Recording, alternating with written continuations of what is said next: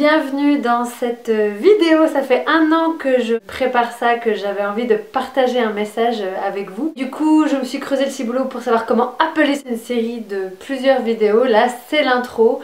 Et ensuite, il y aura des petites vidéos plus courtes où on va pouvoir concrètement parler de aujourd'hui, comment devenir un super-héros in. Remarquez le super jeu de mots, héros, in, héroïne. Oui, bon, ça fait un an que je prépare ce truc, je trouvais pas de titre, alors à un moment donné, je me suis dit, le plus important, c'est pas le titre, c'est le contenu. Ce qui m'a motivée vraiment à la faire maintenant, cette vidéo, c'est que là, ces quelques derniers jours, j'ai beaucoup d'amis avec qui on s'appelle et qui disent « Oh là là, j'espère vraiment qu'après le confinement, le monde va pas retourner dans cette course effrénée, qu'on va pas reprendre toutes nos vieilles habitudes. J'espère que ce confinement aura ouvert les consciences des gens, les aura fait se questionner sur leur rapport à leur travail, sur leur rapport à qu'est-ce que c'est l'essentiel, sur leur rapport à la consommation. » Et moi, j'ai envie de dire « Arrêtons d'espérer et créons maintenant, tout de suite, ce monde que nous voulons. » Qui n'a pas rêvé un jour d'être un super-héros, une super-héroïne, de sauver le monde? Oui, même toi, derrière ton écran, je le sais, tu en as rêvé un jour. Eh bien, la bonne nouvelle, c'est qu'aujourd'hui, grâce à notre système économique qui bat complètement de l'aile, grâce à l'épuisement des matières premières, grâce à cette pause imposée, pas pour tout le monde, mais quand même pour beaucoup, grâce à l'effondrement de notre modèle sociétal, c'est possible! Bah oui, imaginez Batman, Eowyn, Trinity, le chevalier Yvain, dans un monde où tout se passe bien, où les êtres humains vivent en harmonie avec leur environnement. Ben en fait, ils font pas grand chose. Ça doit même être un peu chiant. Donc oui, c'est une bonne nouvelle. J'entends déjà ceux qui vont me dire, et peut-être vous derrière votre écran, « Ouah là là là là, attends, moi j'ai pas du tout envie d'être un super-héros, en plus, non, moi mon train-train quotidien ça me va très bien, métro, boulot, dodo. D'ailleurs, après le confinement, j'espère bien retourner dans mon petit rythme peinard. Ma série Netflix, quoi. Et ben, l'autre bonne nouvelle, c'est qu'il y a plein de manières d'être héroïque, d'être chevaleresque. Et ça peut tout à fait s'intégrer à votre vie normale. Et puis, allez, sérieux, la petite flamme de vie là qui brûlait en vous quand vous étiez gamin, que vous vouliez faire des grandes choses, vous battre pour des grandes causes. Cette flamme là, elle est où? Mais oui, je suis sûre qu'elle est là. Non, juste à côté. Là. Oui, dans le petit cœur. Bah ouais, c'est bien beau de jouer à des jeux vidéo et puis de faire les gros bras, hein, mais... Et si on le faisait dans la vraie vie? C'est le moment. Dans ces vidéos, vous allez pouvoir développer vos super pouvoirs. Parce que oui, vous en avez. Oui, bien enfouis. Mes amis geeks diraient « Wow, augmentez mon niveau de compétence plus 2. Excellent !» Tout d'abord, ce tuto « Je change le monde et moi avec, do it yourself » ne s'adresse pas à vous si vous aimez souffrir, vous détestez les êtres humains en général, oui, même votre super pote, celui qui est toujours là pour vous, ah oui, même lui. Vous aimez angoisser, culpabiliser et déprimer.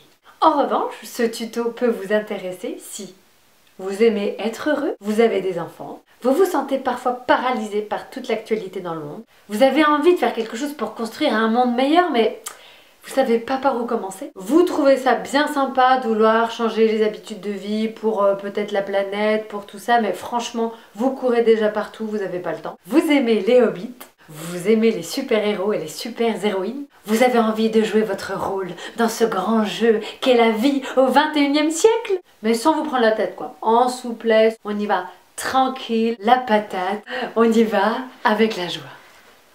J'ai envie de vous partager comment concrètement on peut faire des choses parce que ces dernières années, ces derniers mois, j'ai rencontré des personnes qui m'ont ouvert les yeux et qui m'ont montré comment, par des actions concrètes dans le quotidien, sur des choses finalement assez simples mais qui ont vraiment un impact, on peut contribuer à changer les choses. Mais avant que je vous partage du coup dans des petites vidéos assez courtes comment vous allez sauver le monde demain, après-demain, oui, rien que ça, et devenir vraiment vous-même, c'est-à-dire quelqu'un d'extraordinaire, avec de super pouvoirs. Voici une intro pour arriver à y voir plus clair sur la situation actuelle, faire le tri, parler des clichés, des idées reçues et aussi des blocages qu'on a à l'intérieur de nous et qui font qu'on se retrouve sans savoir quoi faire et avec l'impression qu'on ne peut rien faire. On va donc parler écologie, protocole dragon, pouvoir personnel, avec comme fil conducteur le Seigneur des Anneaux. Eh oui. Tout d'abord, vous avez peut-être entendu parler, attention, cherchez l'intrus, du dérèglement climatique, des abeilles, de l'épuisement des ressources, du plastique dans la mer, de l'Amazonie qui brûle, de la mort de Johnny, du zéro déchet, de l'huile de palme, de Greta Thunberg. des épidémies, des virus qui se libèrent à cause de la fonte de la banquise. Et du coup, face à tout ça, moi, il y a un an, j'étais comme ça. Comment je m'y retrouve, moi, dans tout ça? Si ça se trouve, c'est que des manipulations. On va tous crever. Mais que faire pour sauver la planète? Ah non, mais la planète, elle s'en sortira très bien. De toute façon, ça sert à rien de faire quoi que ce soit. C'est nous les virus. Vaut mieux qu'on crève tous, vaut mieux qu'on disparaisse tous, et la planète ira mieux. Paf! Génial! Et puis, j'ai réfléchi 30 secondes. Mais alors, attends, vaut mieux qu'on meure, mais... On va sûrement pas tous mourir d'un coup. Parce que, bon, moi, j'ai pas peur de la mort, bon, mais on va peut-être pas tous... Enfin, je veux dire, ça va pas être du jour au lendemain, quoi. Ça va sûrement être progressif. Ah ouais, non mais alors là, non mais attendez, non parce que ça, bon, disparaître, voilà, mais bon.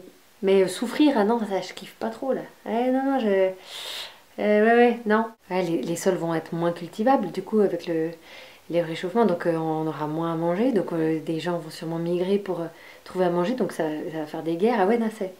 Ah ouais, non, en fait, ça me fait pas kiffer de mourir de soif et de faim à petit feu, là, de voir les gens que j'aime. Perso, ça me met pas des papillons dans le ventre de penser au manque d'eau et de nourriture. Non. Ouais, non, c'est pas top. Non, en fait, non, faut peut-être qu'on fasse un truc, en fait. Ouais. Et c'est bien pour ça qu'on va essayer de mettre tout en œuvre pour que les prochaines décennies soient les plus douces possibles, avec le moins de frustration, de privation, de souffrance possible.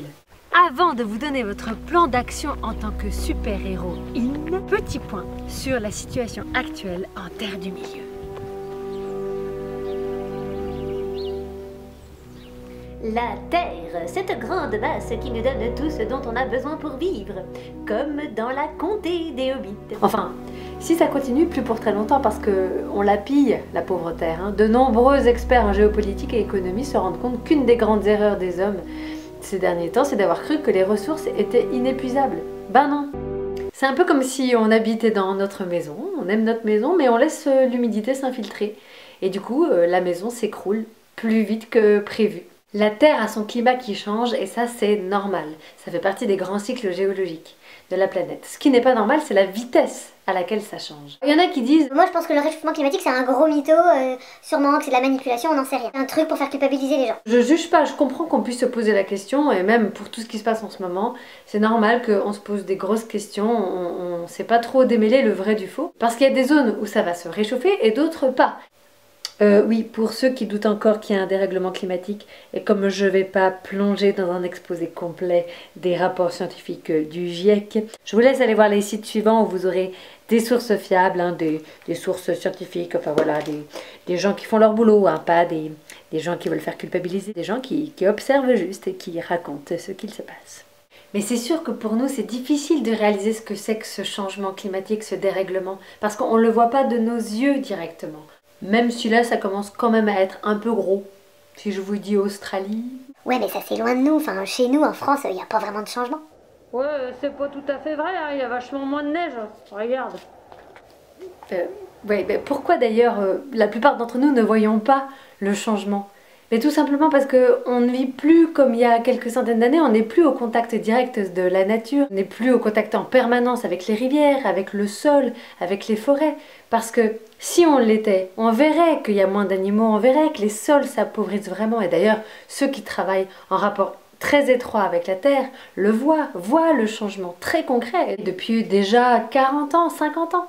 Et qu'on soit bien clair, là on n'est pas en train de parler de la planète pour la planète elle va s'en sortir effectivement, mais la biodiversité, c'est pas pour la planète qu'il faut la protéger, c'est pour nous, parce que nous, sans ça, sans les insectes qui jouent leur rôle, sans les pollinisateurs, sans toute cette vie en fait là, ce vivant, eh bien nous on peut pas vivre, c'est ça qu'on a oublié, c'est que là le but de tous les écolos, babacool, tout ça, tous ces clichés qu'on peut avoir, leur but, leur combat, et le combat qui est celui de chacun maintenant, n'est pas du tout sauver la planète, c'est sauver l'humanité. On n'est pas en train d'essayer de protéger notre planète, même si évidemment, voilà, on peut être attaché, mais on est surtout aussi en train d'essayer de voir comment on peut survivre, parce qu'on est en train de détruire ce qui nous permet de vivre. Je dis qu'on sent pas, mais quand même, justement, là, le confinement, c'est cet aspect positif du confinement. Vous sentez la différence?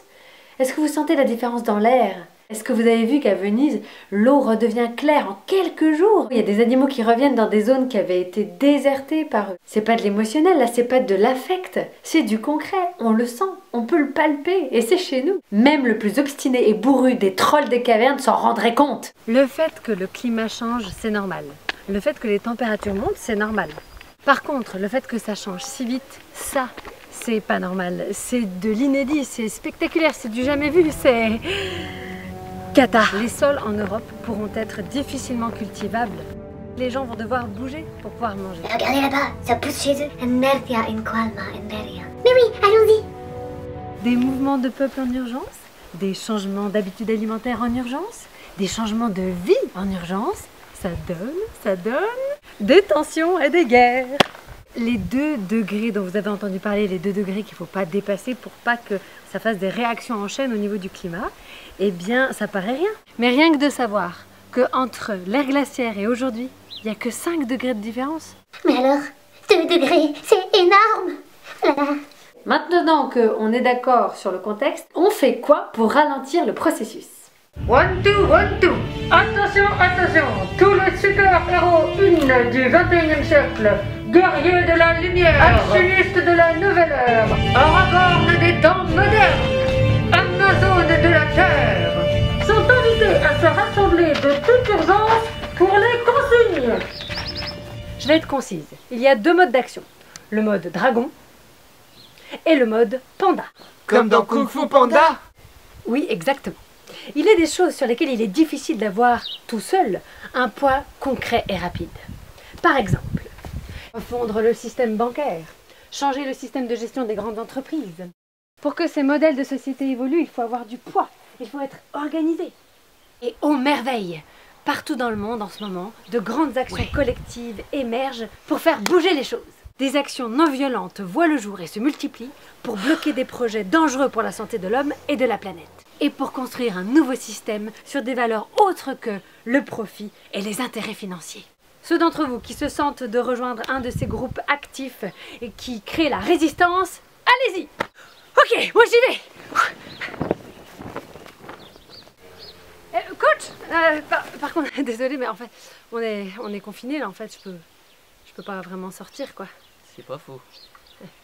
Confiné, pas confiné, tout est possible quand même. Vous pouvez les rejoindre par internet car elles sont en train de préparer la suite. Voici la liste.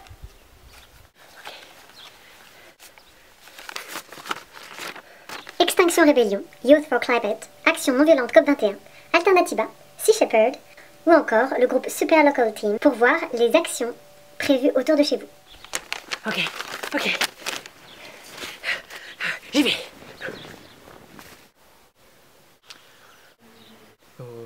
Ouais, ben voilà. oui, c'est carrément. Hein. J'aurais bien allé avec elle, hein, mais je comprends pas bien, quoi. Moi, j'ai plein de trucs à faire aussi. C'est un peu compliqué, puis c'est intimidant, quoi. Ça fait un peu peur. Ouais, puis si ça me prend trop de temps. Imagine si je recherchais après. Ouais, et puis moi j'ai plein de trucs. J'ai le boulot, j'ai la maison, j'ai Netflix, j'ai les chats. Je m'en sors déjà pas avec moi-même. C'est compliqué là. Hein. Compliqué.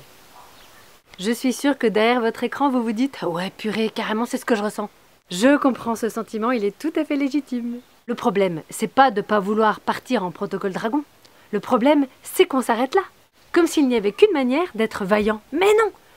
Le protocole panda. Bon, j'aurais pu dire colibri, mais c'était déjà pris. Le combat au long cours, à l'arrière du front, par les actes du quotidien. Bah, ce qu'il y a, c'est que ça a pas beaucoup de poids, quoi. Non, c'est pas pareil.